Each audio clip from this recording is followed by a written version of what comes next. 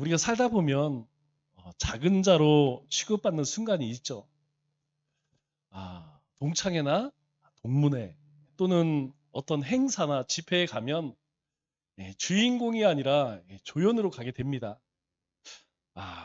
그러다 보면 우리가 무시를 당하고 별것 아닌 존재로 있어도 그만, 없어도 그만 그런 취급을 당할 때가 굉장히 많아요. 그래서 저는 그런 자리는 아예 가지 않습니다. 그냥 있어도 없어도 별 볼 일 없는 그런 자리 가봐야 머릿수만 채우는 것이죠. 예수님께서 오늘 본문에 뭐라고 말씀하시냐면 작은 자를 업신여기지 말라. 10절 말씀을 보니까 이렇게 말씀하시죠. 여기서 작은 자는 어린아이를 이야기하는 것이 아닙니다. 어린아이를 포함한 믿음이 연약한 자, 잘 알지 못하는 자, 신앙의 연수가 잘 오래되지 않은 자들, 이런 모든 사람을 포함해서 작은 자라고 이야기를 하죠. 그런데 하나님께서는 이 작은 자 중에 하나도 이렇게 말씀하죠. 그러니까 어떤 부류의 사람이든 나보다 작게 여긴다면 그 사람을 절대 업신여겨서는 안 된다. 이렇게 말씀하시죠. 이것은 단순한 도덕적 권면이 아닙니다. 여기에는 하나님의 마음이 담겨져 있다는 것을 알게 되죠.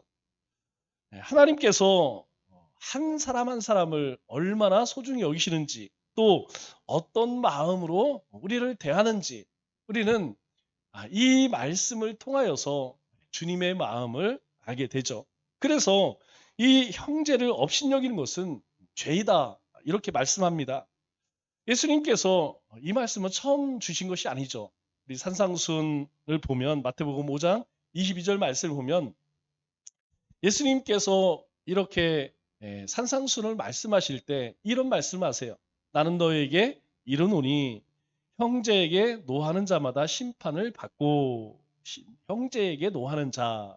그러니까 형제에게 분풀이를 하거나 못된 짓을 하는 그런 자마다 심판을 받고 또 형제에 대하여 나가라는 자는 공회에 잡혀가고 미련한 놈이라고 하는 자는 지옥불에 들어가게 되리라. 이 말은 멸시하고 무시하고 저주하는 자를 의미합니다. 라가라고 하는 말은 원어의 뜻이 무엇이냐면 침을 뱉다 이런 뜻이에요. 사람이 침뱉음을 당하면 모욕을 당합니다. 아프지는 않죠. 침 뱉어서 뭐 그게 얼마나 아프겠습니까? 그러나 주먹으로 맞은 것보다 훨씬 더 인격적인 모욕을 당하게 되죠. 그래서 주먹으로 맞은 것은 그냥 며칠 지나면 잊어버려요.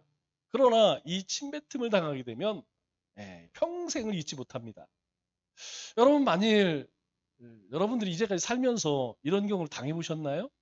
혹시 주변에 여기서 형제에 대하여라는 말을 보면 이 공동체를 이야기하는 것이죠. 아니면 한 마을 사람을 이야기하는 거겠죠. 가까운 사람입니다. 여러분 가까운 사람에게 혹시 침뱉음을 당해보셨어요? 만일 그렇다면 그 사람은 일평생 잊기 어렵습니다. 이 라가라고 하는 원어의 뜻이 침을 뱉다라는 뜻인데 그 의미로 어떻게 쓰이느냐? 바보, 멍충이라는 뜻이에요. 그러니까 우리도 이제 예전에 욕을 굉장히 많이 했죠. 뭐 많이 욕을 했습니다. 그런 뜻이에요. 그런데 그냥 우리가 친근감 때문에 하는 욕이 아니라 이거는 모욕적인 의미를 담고 있습니다. 그러니까 이 병 XX 이런 뜻을 가지고 있는 것이죠. 이 말에 마음이 담겨져 있는, 감정이 담겨져 있는 그 상대방을 아주 무시하는 그런 마음으로 뱉는 말이 라가는 뜻이에요. 그런데 뭐라고 이야기해요?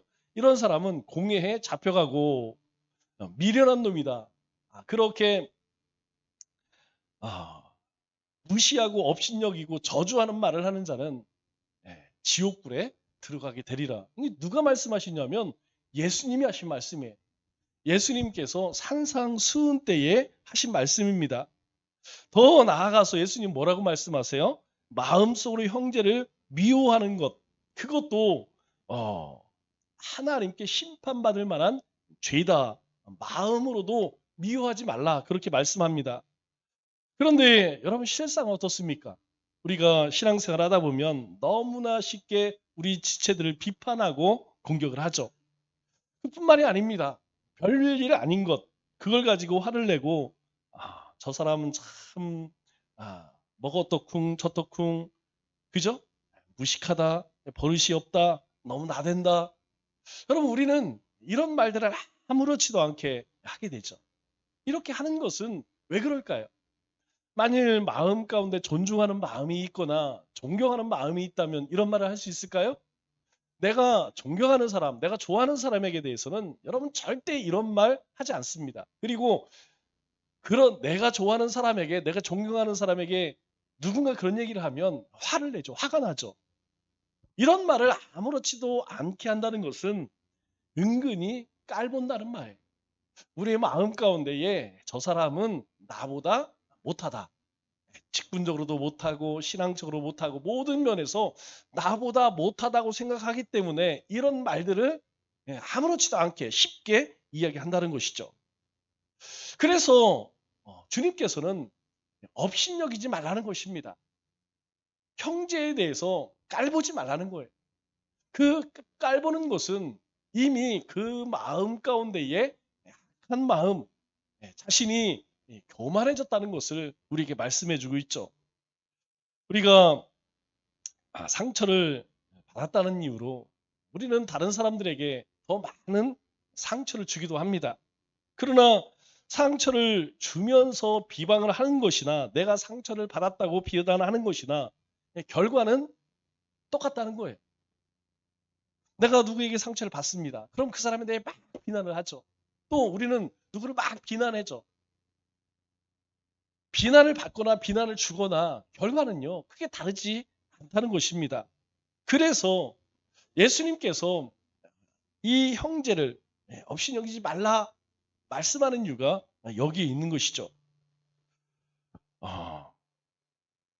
여기서 업신이란 말이 또 재미있어요. 이 업신여긴다. 이 업신이라는 말은 우리 한글로는 낮추어 보고 하찮게 본다 이런 의미를 가지고 있어요. 그런데 헬라어는 어떤 의미를 가지고 있냐면 깔보며 내려다본다. 우리가 아이들을 볼 때 여러분 어떻습니까? 우리가 아이들을 볼 때에 우리 손자가 오면 위에서 절대 안 봅니다.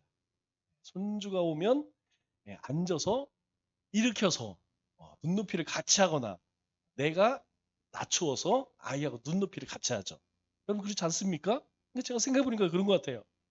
우리 손녀가 오면 무조건 들어서 눈높이를 맞춥니다. 아니면 내가 바짝 엎드려서 그 아이하고 눈을 맞추죠. 그런데 그렇지 않은 사람들이 있어요. 나하고 별로 상관없는 사람, 내가 별로 좋아하지 않는 사람. 여러분 그런 사람에게는 절대 눈높이를 맞출까요? 안 맞춥니다.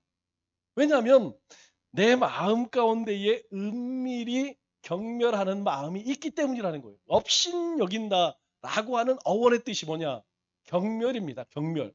그러니까 항상 내려다보는 거예요. 저 사람은 뭐 그 사람이 아무리 과거에 뭐 어떤 사람이고 어떤 일을 하고 어떤 위치에 있다 할지라도 그 사람은 항상 나에게 경멸의 대상이 된다는 거예요. 그래서 예수님께서 업신여기지 말라라는 것입니다. 왜냐하면 참된 그리스도인들은 어떤 모습으로 살아야 하느냐? 로마서 12장 16절 이하에 이렇게 말씀하시죠. 서로 마음을 같이하여 높은 데 마음을 두지 말고. 여러분 먼저 우리의 마음을 같이 하라는 거예요. 그리고 마지막에 보면 너희는 모든 사람과 더불어 화목하라 이렇게 이야기합니다. 여러분 우리가 마음을 같이 하지 않으면 화목할 수 있을까요? 할 수 없어요. 여러분 우리가 어떤 대화를 하다 보면 다를 수가 있습니다. 정치 이야기도 하다 보면 항상 싸워요.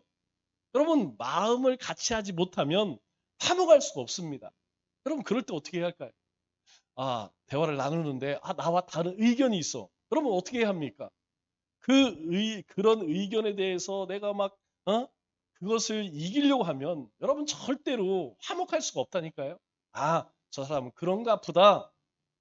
그런가 보다. 이렇게 생각하면 큰 문제가 되지 않아요.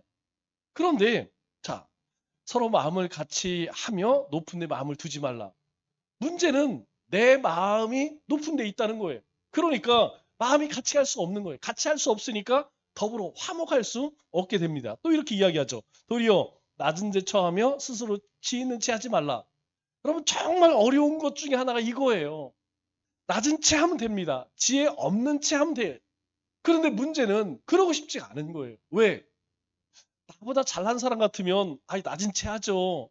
지혜 있는 채, 지혜 없는 채 합니다. 그런데 내 마음 가운데 저 사람은 아무리 봐도 나보다 못하거든. 그러니까 낮아질 수가 없는 거예요. 적어도 내가 저 사람 앞에서는 낮아질 수 없는 거예요. 저 사람 앞에서 지혜 없는 채 할 수가 없는 겁니다. 그리고 몰라도 지혜 있는 척. 그리고 고개를 빳빳하게 들 수밖에 없는 것이죠. 또 이렇게 이야기하죠. 아무도 악을 악으로 갚지 말고 모든 사람 앞에 선한 일을 도모하라. 안 됩니다. 왜 그럴까요? 마음이 같이 안 되는데, 마음이 하나가 안 되는데, 화목이 안 되는데, 여러분, 어떻게 악으로 갚지 않고 버틸 수 있습니까? 어려운 거예요. 아, 저 사람이 나를 힘들게 하는데, 저 사람이 나보다 못한데, 저 사람이 악한 일을 하는데 내가 어떻게 선으로 갚어? 안 되는 거예요. 참된 그리스도인은 예, 아무리 생각이 다르고 살아오는 환경이 다르고 어떤 가치가 다르다 할지라도 마음을 같이 한다는 거예요. 그럼 마음을 같이 하기 위해서는 어떻게 해야 할까요? 예, 우리 모두에게는 공통 분모가 있습니다. 바로 예수 그리스도죠. 여러분 그리스도 안에서는 마음을 같이 할 수 있어요. 그러나 그리스도 밖에서는 절대로 마음을 같이 할 수 없다는 것이죠. 그러니까 우리가 모이면 무슨 얘기해야 할까요? 예, 우리가 모이면 믿음 이야기를 해야 돼요. 신앙 얘기합니다. 하나님에 대한 이야기를 해요. 내가 받은 은혜에 대한 이야기를 해야 합니다. 이것을 벗어나면 절대 마음을 같이 안 해요. 저거 보니까 좌파네. 저거 우파네. 저거 극우네. 저거 극좌네. 여러분 절대로 마음이 같이 안 됩니다. 그러나 내가 오늘 이런 말씀을 묵상했는데 하나님이 이런 은혜를 주셨어. 이렇게 인도하셨어. 여러분 이렇게 주님 안에서 받은 은혜를 함께 나누면 항상 우리의 마음은 같이 할 수 있고 우리는 항상 더불어 화목하게 된다는 것이죠. 왜 그렇습니까? 우리 가운데에서 누군가를 비판할 자격이 있는 사람이 있을까요? 없어요. 아무도 누군가를 비판할 자격이 있는 존재가 있느냐? 없다는 것입니다. 다른 사람을 판단하고 정죄할 때에 여러분 가장 큰 문제가 뭐라고 그랬어요? 우리가 누군가를 업신여기고 누군가를 비판하게 되면 그 순간 내가 하나님의 자리에 앉게 됩니다. 여러분 세상의 모든 사람을 심판하고 정죄할 수 있는 분은 한 분밖에 없어요. 하나님이십니다. 왜요? 하나님이 지으셨기 때문이에요. 그리고 그 하나님 앞에 모든 인류가 죄를 지었기 때문에 오직 정죄와 심판은 하나님에게만 있다는 거예요. 그런데 어떻습니까? 우리는 그 조그만 지식으로 뭔가 조금 알고 있다고 해서 내가 하나님처럼 되어서 그렇게 비판하고 헤아리고 정죄하고 여러분 그럴 때가 수도 없이 많다는 것입니다. 사랑과 용서가 기초되지 않은 정의는 옳은 말을 아무리 한다 할지라도 여러분 그건 사람을 살리지 못해요. 여러분 우리의 자녀들에게 혼을 냅니다. 책망을 하죠. 그런데 그 우리의 자녀들에게 하는 잔소리 그 책망 안에는 부모로서의 사랑이 담겨져 있어요. 그러나 이 사랑과 용서의 마음이 담기지 않고는 여러분 사람을 아무리 좋은 말을 한다고 해도 여러분 그것이 다 곱깝게 들리는 거예요. 그게 바르게 들리지 않는다는 것입니다. 그래서 깨닫지 못하는 자에게 권면해봐 유익되지 않는다는 거예요. 잠언서를 통해 우리에게 말씀하는 것이 바로 그것입니다. 그래서 하나님을 아는 것이 하나님을 경험하는 것이 하나님과 함께하는 것이 바로 지혜의 근본이다. 지식의 근본이다. 라고 하는 말씀이 여기 있는 거예요. 하나님 안에 있을 때에 우리가 사랑의 마음으로 그리고 관용의 마음으로 우리가 누군가에게 좋은 이야기도 조언도 해줄 수 있는 것이죠. 여러분 그 마음 없이 하는 말들은요. 오히려 상대방을 더 역정나게 하게 됩니다. 그렇기 때문에 우리가 한번 조용히 생각해 보아야 할 것이 무엇이냐면 우리가 이 믿음의 공동체 안에 또는 함께 하고 있는 사람들 가운데에서 은근히 무시하고 깔보는 사람이 있지는 않았는지 여러분 이것을 돌아봐야 돼요. 내가 이제까지 신앙생활하면서 주위 사람들 혹시라도 그렇게 대한 사람이 있다면 여러분 어떻게 해야 할까요? 예, 먼저 우리의 태도를 바꿔야 합니다. 내가 태도를 바꾸지 않으면 그 사람에게는 계속 나도 모르는 사이에 그런 모습들이 나올 수밖에 없어요. 요즘 큐티 말씀을 보면 하나님께서 에스겔을 통해서 이 이스라엘의 회복을 말씀하시죠. 그런데 회복을 말씀하시기 전에 이스라엘을 괴롭혔던 두로와 시돈, 에돔에 대해서 어떤 말씀하세요. 그런데 하나님께서 이 두로와 시돈 그리고 이 에돔, 애굽들 포함해서 하나님이 그들을 심판하시겠다라고 하는 말씀이 무엇이냐면 한 가지 이스라엘을 업신 여겼다는 것입니다. 이스라엘 하나님께 그렇게 책망받을 때 바벨론을 통하여서 이스라엘 매를 맞을 때에 다 옆에서 기뻐하고 좋아하고 그거 잘 됐다 이렇게 했던 사람들이라는 것이죠. 하나님은 그들에게 뭐라고 이야기합니까? 그들의 그 교만함으로 하나님이 심판하시겠다. 이 에스겔을 보면 프로를 끌려간 지 11년에 말씀하시고 또 다음 27년에 말씀하세요. 16년이 지났습니다. 무슨 일이 있었을까요? 하나님께서 말씀하신 대로 두로와 시돈이 멸망을 당합니다. 왜 멸망당했다고요? 이 이스라엘이 하나님의 진노를 받을 때에 그걸 조회했던 사람들 그럴 줄 알았어. 그렇게 잘난 척하더니 그렇게 여호와가 참 하나님이라고 큰 소리 뻥뻥 치더니 니네 참 꼴 좋다. 그렇게 업신여겼던 그 모든 나라들을 하나님께서 다 진노하는 걸 보게 됩니다. 여러분 왜 이 말씀이 무서울까요? 우리에게도 해당되는 말씀이기 때문이에요. 오늘 주님께서 업신여기지 말라고 하십니다. 그러나 우리 마음 가운데 그 마음을 계속 품고 살아간다고 하면 여러분 하나님의 이 진노를 피할 수 없다는 것이죠. 두 번째로 왜 그렇게 하느냐? 우리 10절 하반절 말씀을 보니까 이렇게 말씀합니다. 너희에게 말하노니 그들의 천사들이 하늘에서 하늘에 계신 내 아버지 얼굴을 항상 배웁느니라. 그럼 이 말의 뜻은 작은 자 중에 하나, 즉 내가 업신 여기는 그 보잘것없는 아주 작은 자, 그 사람에게도 그들의 천사들이 있다는 거예요. 그들에게 하나님이 보내신 천사가 있다는 거예요. 그럼 그 천사는 무슨 역할을 하느냐? 하늘에서 하늘에 계신 내 아버지 얼굴을 항상 배운대요.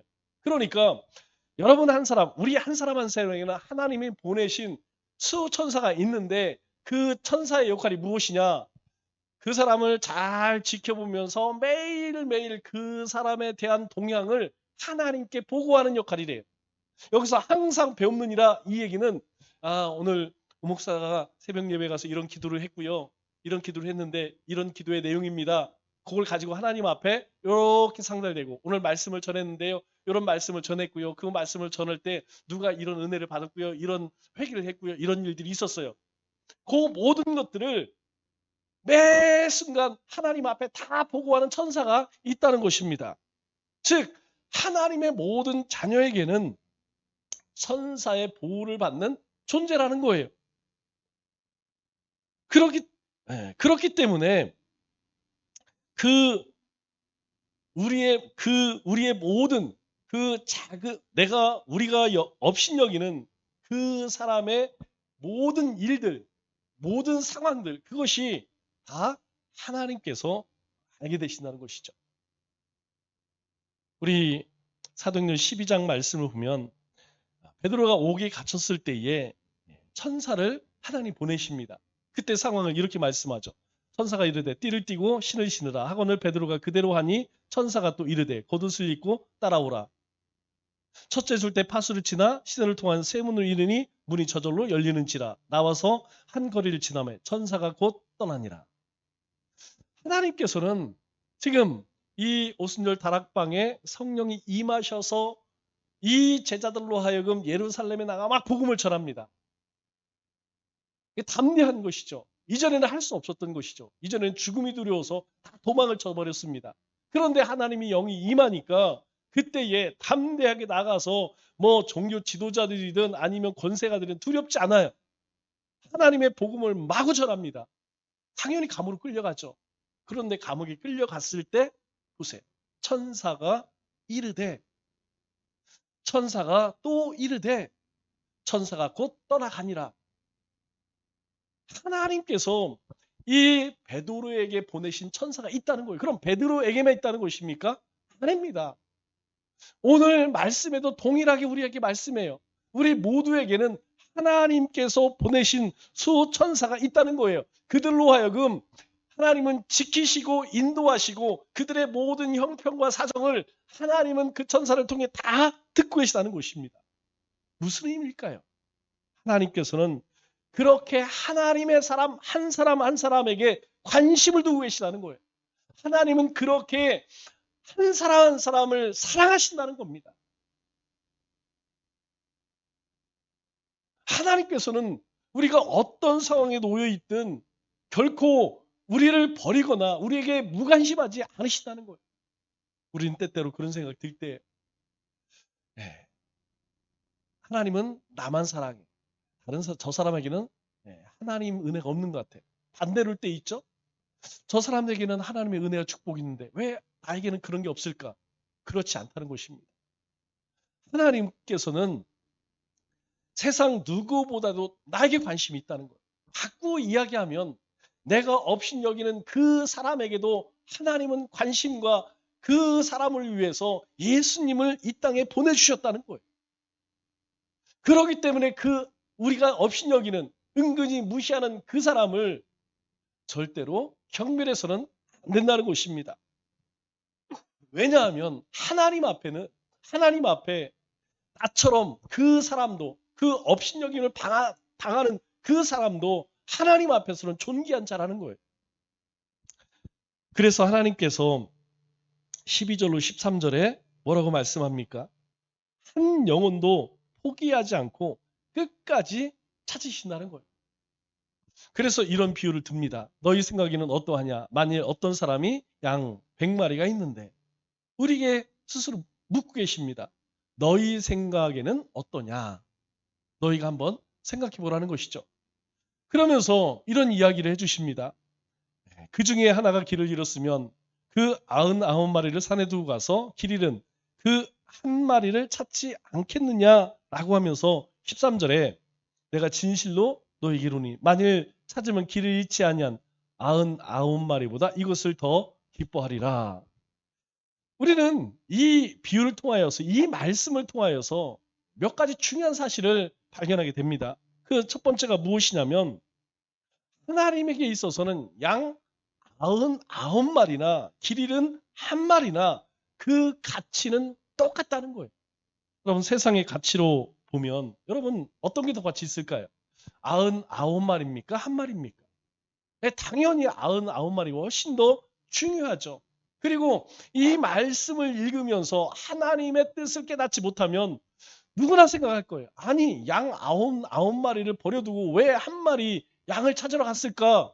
그러다 양 99마리도 잃는 것이 아닌가? 이런 생각이 들죠. 그러나 분명한 것은 하나님의 사랑을 우리가 잘 이해할 수 있어야 돼요. 여러분 하나님의 사랑은 양입니까? 질입니까? 하나님의 사랑은 절대 양이 아니라는 거예요. 세상은 그렇죠. 많으면 많을수록 좋다고 이야기합니다. 그러나 하나님께서는 그 양으로 하나님의 사랑을 따지지 않는다는 거예요. 하나님 앞에 높은 직분을 갖고 헌금을 많이 하고 일을 많이 한 것, 여러분 하나님은 그걸 보지 않는다는 거예요. 그렇게 하는 주님을 향한 그 마음을 보신다는 겁니다. 질을 보신다는 거예요. 이 더운 날씨에 모든 일들을 다 뒤로하고 하나님 앞에 나와 찬양하고 하나님께 예배하고자 하는 그 마음을 하나님 보신다는 거예요.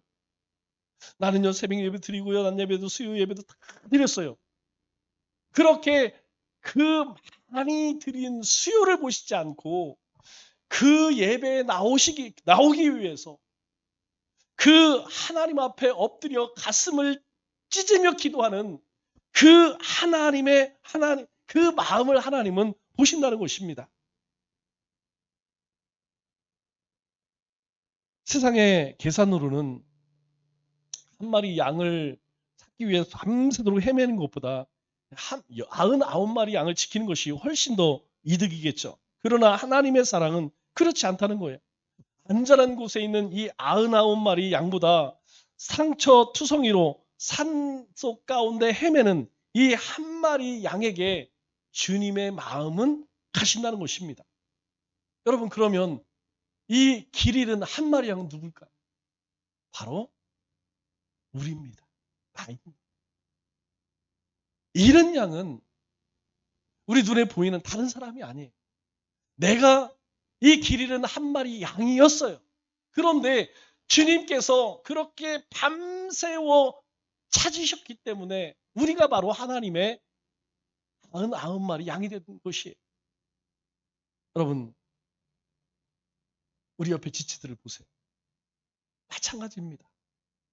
하나님께서 우리를 사랑하셔서 독생자를 보내주셔서 얻은 길 잃은 양이라는 것이죠. 그리고 우리에게 당부하시는 것이 무엇입니까? 왜 마지막까지 너희는 가서 모든 민족을 제자로 삼아 아버지, 아들과 성령의 이름으로 세례를 베풀고 내가 분부한 모든 것을 가르쳐 지키게 하라 라고 말씀하셨을까요? 주님의 사랑이 여기 있기 때문입니다.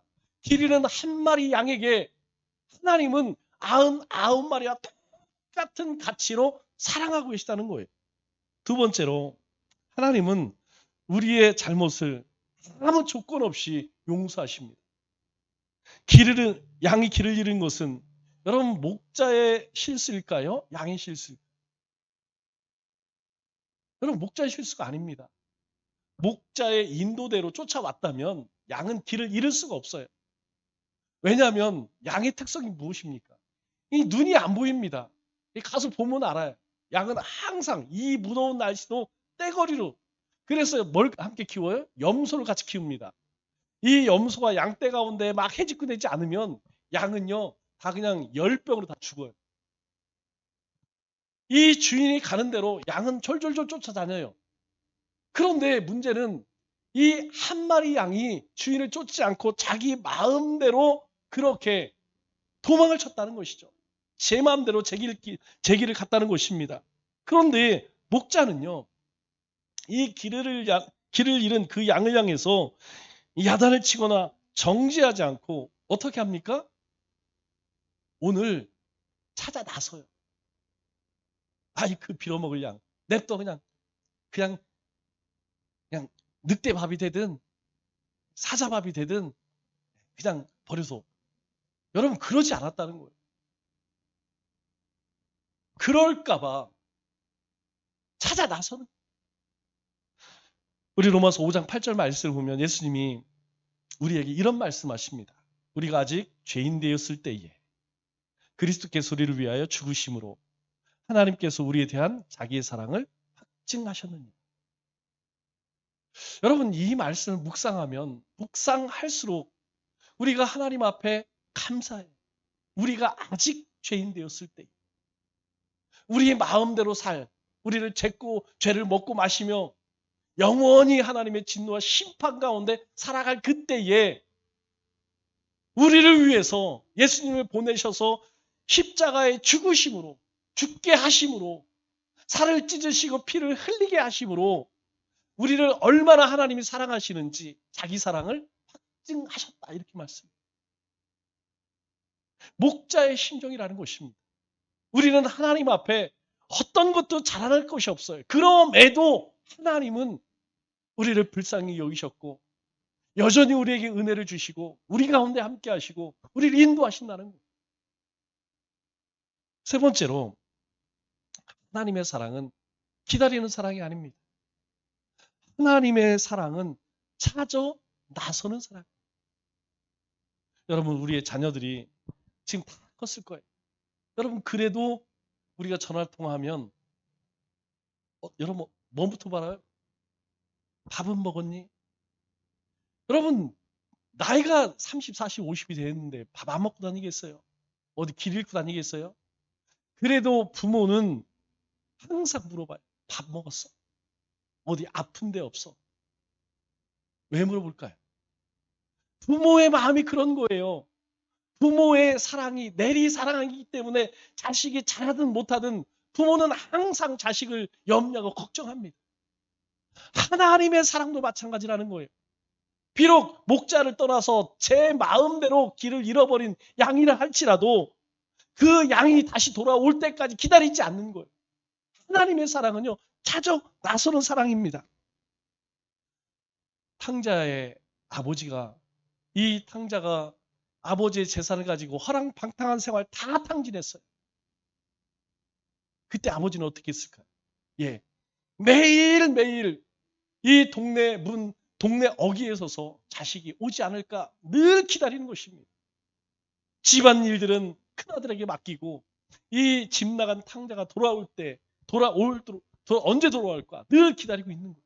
그리고 그 아들이 저 멀리에 보일 때 어떻게 합니까? 아들이 아버지를 향해 달려갑니까?